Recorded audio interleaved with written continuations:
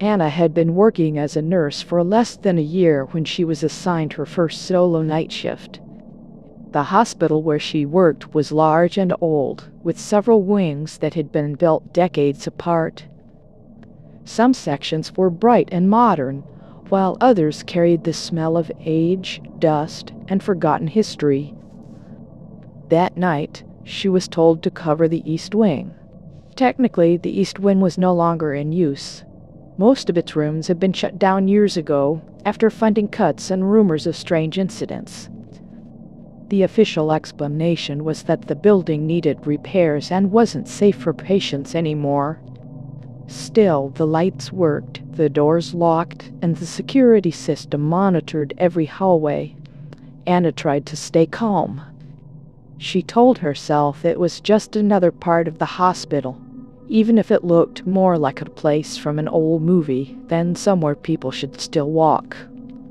The walls were pale yellow, with cracks spreading across them like veins. The floor tiles were chipped, and the air felt heavy, as if no window had been opened for years. She set up her station at the nurse's desk. Her shift would be quiet, she thought.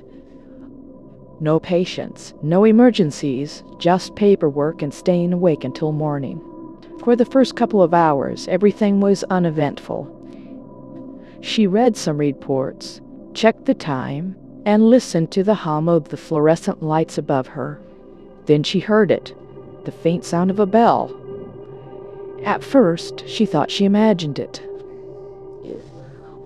A small chime, distant but distinct, like the call button patients pressed when they needed help. Anna froze, her pen still in her hand. She slowly turned her head toward the board above the desk, where lights would flash if someone called from a room. One of the bulbs was glowing red. Room 304. Her heart began to race. She quickly opened the logbook to check the list of assigned rooms. The East Wing was supposed to be empty, and room 304 was marked as vacant. It hadn't been used in years. Anna stood up, unsure of what to do. She reminded herself that sometimes old systems malfunctioned. Maybe it was a technical error, nothing more. She decided to reset the call system. She pressed the button to clear the signal, and the red light went off. For a few minutes, everything was quiet again. She sat back down and tried to continue her work, but before long, the bell chimed again. The same sound, faint but insistent. She glanced at the board. Room 34 was glowing red again. Anna's hands trembled as she checked the logbook a second time. Still vacant. Still closed. This time she didn't clear the call. She just stared at the light, her chest tightening with unease. Should she go and check, or stay at her desk and wait for the morning staff? Logic told her not to move, to just write it down as a malfunction. But curiosity, mixed with the pressure of her duty as a nurse, pulled her in the other direction. She stood up again, her footsteps echoing in the empty corridor as she approached the door to room 34. The hallways were dimly lit, with only every third light working. Shadows stretched along the walls, making the silence feel thicker. Finally, she reached the door. The number, 304, was still clear on the metal plate, though the paint around it had peeled. Anna hesitated, her hand hovering over the handle. She listened carefully. No voices, no movement. Only the faint hum of the old ventilation system. She opened the door. Inside, the room looked abandoned. Dust covered the furniture. The window was locked shut, and the curtains hung stiff with age. But in the center of the room stood a hospital bed. It wasn't empty. On the bedside table was a folded piece of paper. Anna stepped closer, her throat dry. She unfolded the paper with shaking hands and read the words written in rushed, uneven handwriting. "Don't leave me alone." Anna froze as she read the note again and again. The message was simple, but the words carried a heavy weight.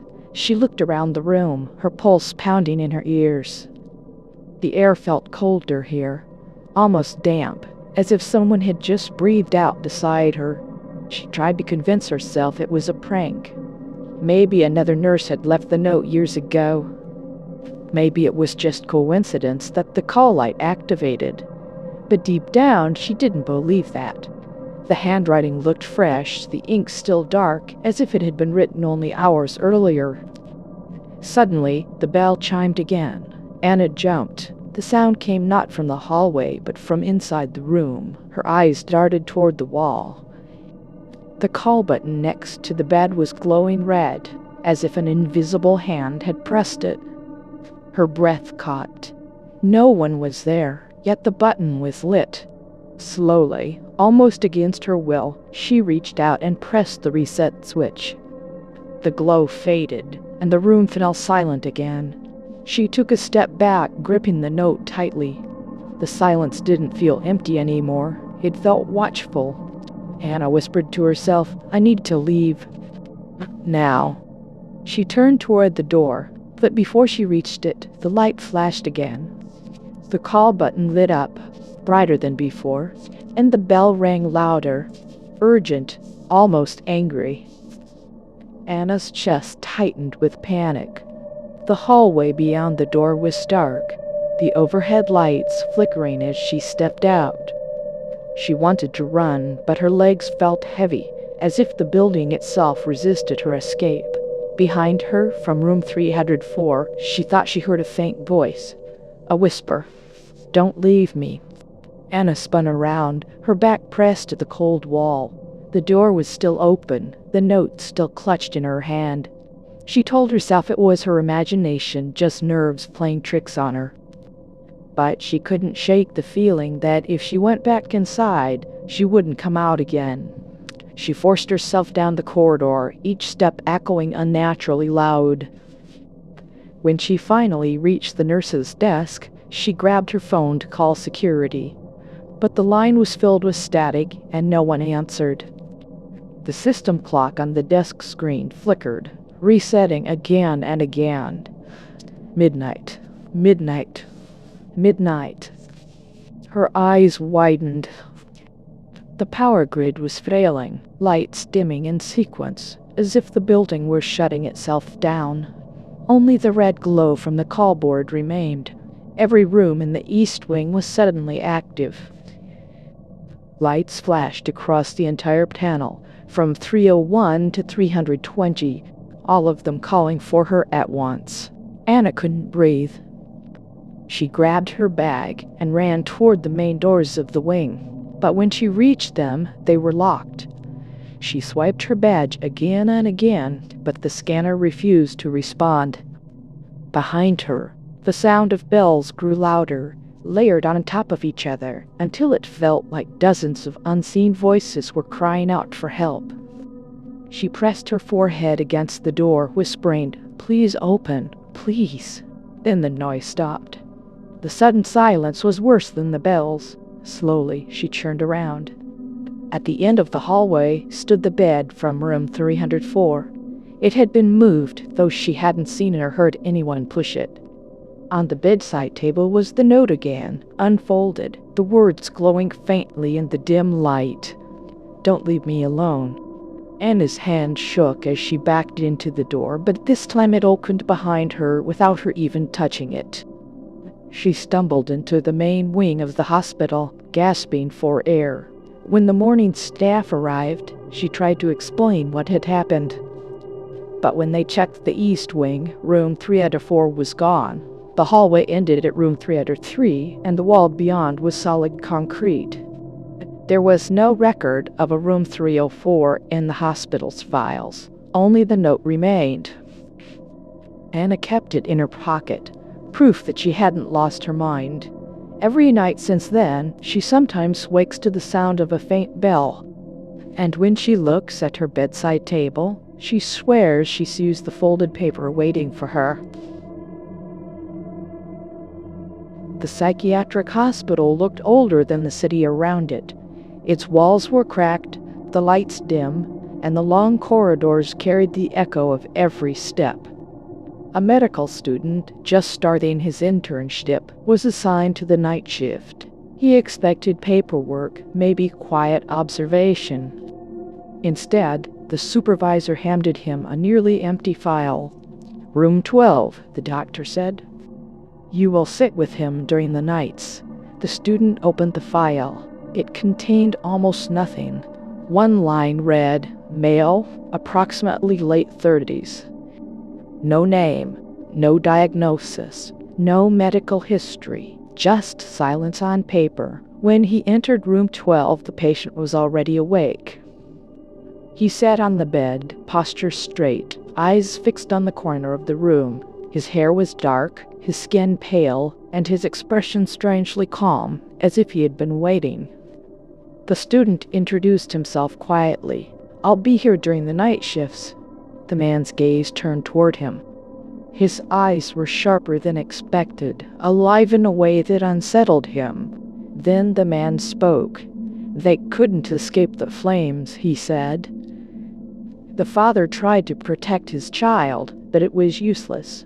The student blinked. "Who are you talking about?" The man looked back to the wall. He gave no answer. That night, the student wrote down the words. He told himself it was a delusion, the kind of story one might hear from a patient lost in his own mind. But the next morning, on his way out of the hospital, he saw the newspaper at the reception desk. Tragedy on Parker Street. Family dead in fire. The details were exact. A father, a mother, a young child. The student's stomach tightened. He tried to explain it away as coincidence, but his hands shook as he folded the paper. The second night, the patient sat in the same position, staring at the corner. Without greeting, he spoke again. The river took them. A young couple. The cold water closed over them while they screamed for help. The student frowned, trying to steady his voice. "Who are you talking about? Do you know these people?" "They are gone now," the patient whispered. "They are with me." The student forced himself to take notes again, recording every word. He tried to dismiss it. Patients often spoke of death.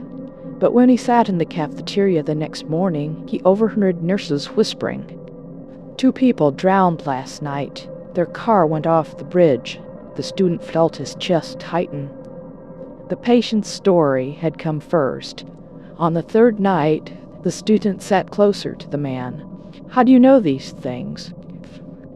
"They haven't even happened when you speak of them." The man's eyes shifted, sharp and steady.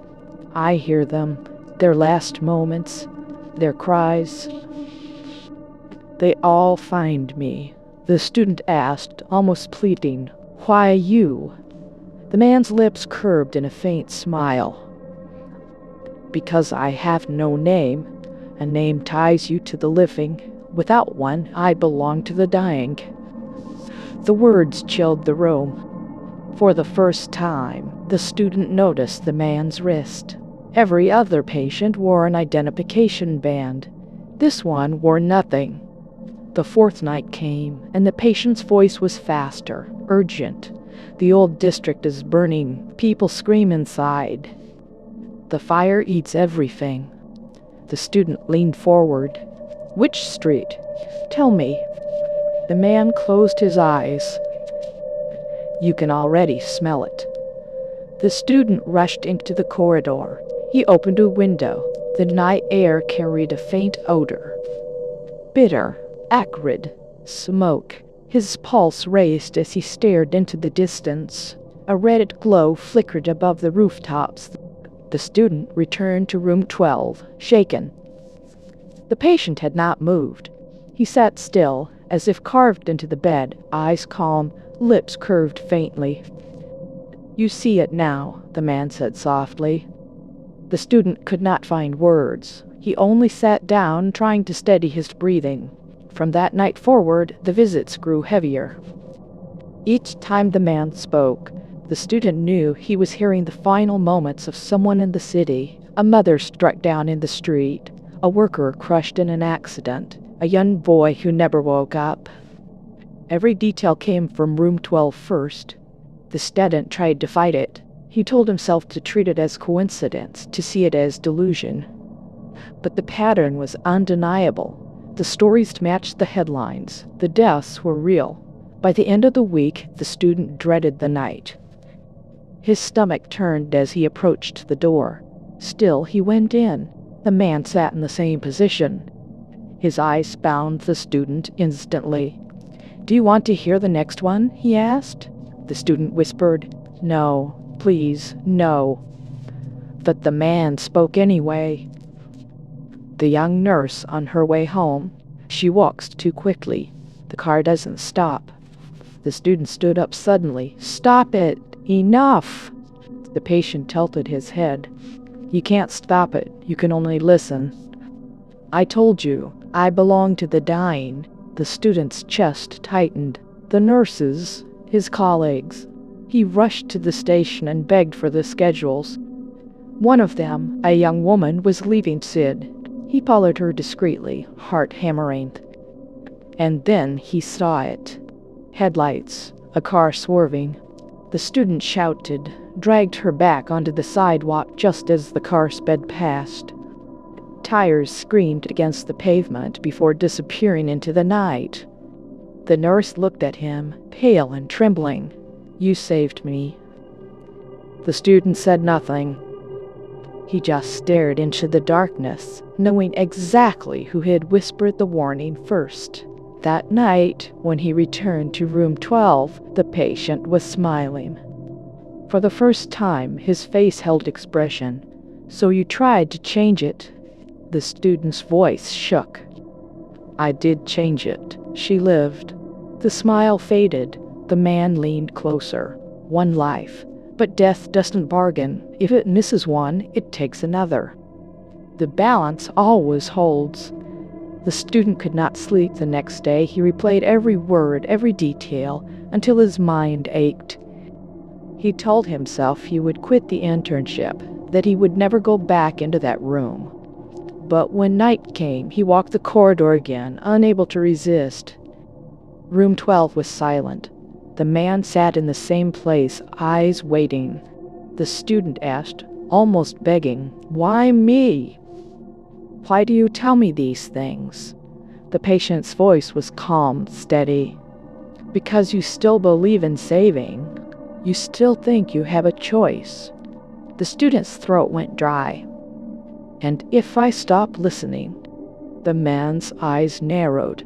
"Then the voices will come to you directly, every scream, every last breath, and they will never leave." The room felt smaller, the air heavier. The student backed away, but the man's voice followed him. "You understand now. I am not a patient. I am the record. The deaths passed through me, and now they pass through you." The student's legs almost failed as he stepped into the corridor. His hands trembled. He realized the file had been empty for a reason. No history, no name. Because what sat in room 12 was never meant to be written down. That night, the city was quiet. No fires, no crashes, no tragedies in the news the next morning. But the student did not feel relief. He felt only the weight of silence, as if something unseen was waiting, gathering strength. When he returned the next evening, room 12 was empty. The bed was neatly made. The walls were bare. No patient, no trace. The student demanded answers from the staff, but they looked at him with confusion. "Room 12?" one nurse said.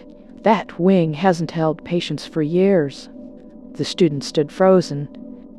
His mind raced. He had spoken to him. He had seen him. He had recorded every word. Yet the file remained blank. That night, lying awake, the student finally heard it. A whisper, faint but sharp, in the darkness of his room.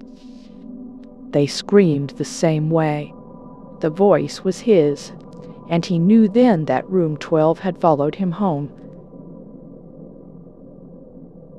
The hospital was quiet at night, too quiet for a building that never truly slept. The daytime chaos had drained away, leaving only the hum of fluorescent lights and the occasional squeak of rubber soles on polished floors. Dr. Adrian Keller moved quickly through the empty corridor, his white coat folded over his arm. He had finished his shift hours ago, but had returned after remembering a stack of patient reports he had left on his desk. He hated forgetting things, especially here. The office wing of the surgical department smelled faintly of disinfectant and dust. Most of the rooms were locked for the night, including the old wing at the far end. That part of the hospital was under renovation. Entire sections had been sealed off, the plaster peeling, the tiles cracked, and the air heavy with plaster dust. Patients had not been moved through there in years, and surgery certainly hadn't been performed in those abandoned halls. Yet, as Adrian walked past the last bend in the corridor, he froze. A sound echoed faintly down the tiled hallway. The metallic clank of steel, the sharp scrape of a tray being shifted. Then, disturbingly, the murmur of voices. They were low, purposeful, like the hushed tones of the people working together in concentration. He swallowed hard. The sound came from operating room number 7. That room had been shut down months ago. The entire floor was waiting for reconstruction crews. Plastic sheets covered the doors, and dust lay thick across the frames. No one was supposed to be inside. He took a cautious step forward. His shoes clicked against the floor in the silence between those strange noises. Again, the clinking, instruments being moved, voices. And now something else, faint but unmistakable, the rhythmic beeping of a heart monitor. Adrian felt his pulse quicken. He reached the door of room number 7 and pulled back the corner of the plastic sheet. Through the small square window in the heavy door, light spilled out. Cold, surgical light, the kind that should not exist in a decommissioned room. He held his breath and looked inside. Shapes moved in the brightness. 3 figures stood around the operating table, their bodies bent forward in careful precision. They wore surgical gowns, but not the disposable ones used today. Their uniforms were thick cotton, pale green with long sleeves, the style he had only seen in faded black and white photographs from decades ago. Their caps were stiff, their masks tied tightly around their faces. Every detail seemed anchored in another era, the 1960s at least. His gaze drifted to the operating table. The patient lay motionless under the harsh light. For a moment, Adrian thought he was looking at an anonymous body. But then his throat tightened. The features were his own. The jawline, the nose, the faint scar at the edge of the chin from a childhood accident. His own face, pale and still, under the surgeon's lamp. His hand trembled against the glass. One of the doctors looked up. The mask covered half the face, but the eyes fixed on him, unblinking, as if they had known he was watching all along. The heart monitor beeped once, sharp and loud. Then, as if reacting to his discovery, the overhead lights flickered. For a heartbeat, the room plunged into darkness. When the light returned, the figures were gone. The operating table stood empty, bare except for a thin sheet. The instruments were neatly lined on the tray, untouched, gleaming faintly under the lamp. The monitor was silent, its screen black. Adrian pushed the door open, his breath uneven. The room smelled stale, of dust and old plaster, not sterile air. The tiles were cracked, the paint flaking. The renovation had stripped half the cabinets away, leaving only exposed pipes and broken drawers. There was no sign of any recent surgery. No people, no patient. But on the cold steel surface of the table lay one thing: his hospital badge. The plastic card glinted in the light, his name and photograph staring up at him as if placed with deliberate care. Adrian stepped back, the weight of the silence pressing on his chest. He had left his badge clipped to his coat pocket hours ago. He could feel the empty fabric now, where it should have been. His hand shook as he reached for the badge. The plastic was warm, almost unnaturally so, as though it had been held in someone's palm only moments before. The corridor behind him groaned faintly, the sound of metal shifting under weight. He was not alone. Adrian turned sharply toward the hallway. Nothing moved, but the faint echo of steps lingered, fading too slowly to be imagination. He closed his fingers around the badge and slipped it into his coat pocket, though the warmth against his chest unsettled him more than the silence. He told himself he should leave, walk back to the office, collect the forgotten reports, and get out of the hospital. It sounded simple, yet his body resisted. His feet stayed rooted to the spot, his eyes pulled toward the empty table.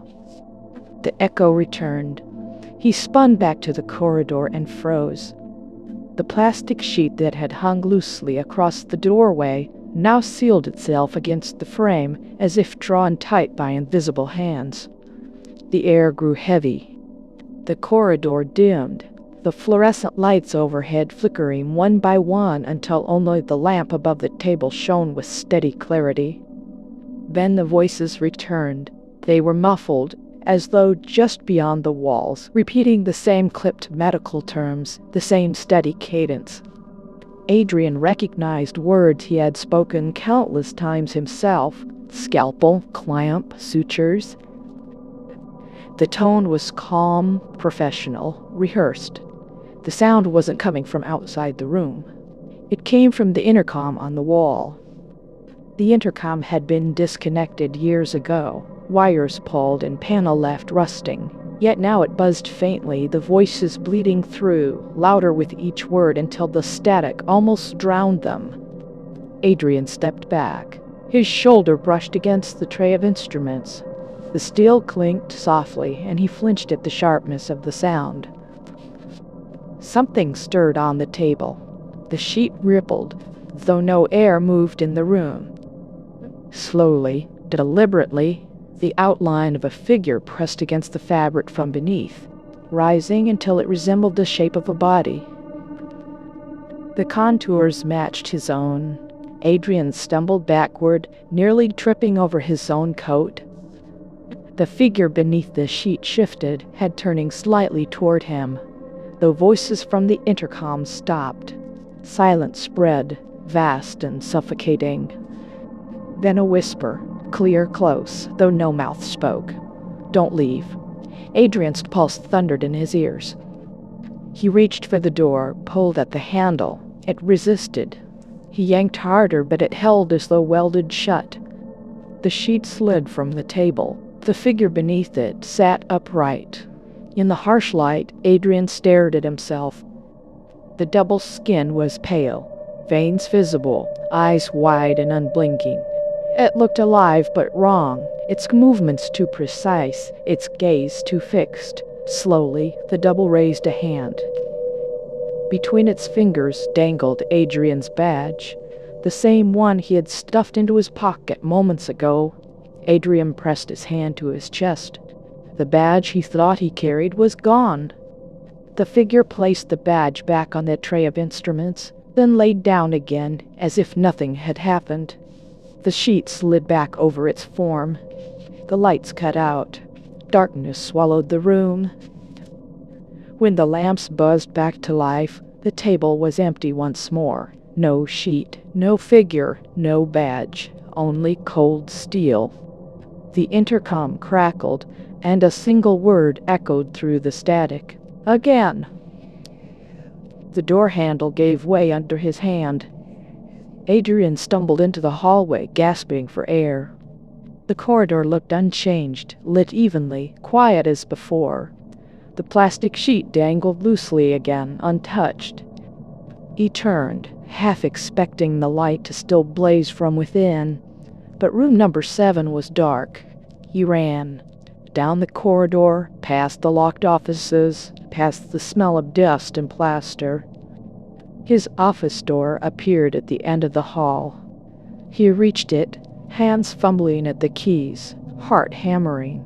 When the lock clicked open, he pushed inside, slamming the door shut.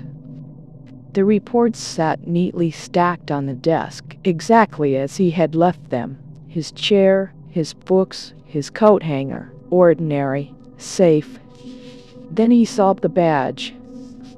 It lay on top of the reports, placed at a perfect angle, as if waiting for him.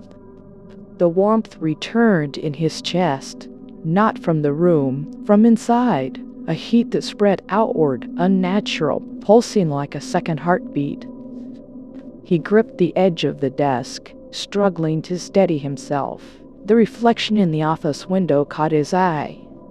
His own face stared back at him, but as he leaned closer, his reflection did not move the same way.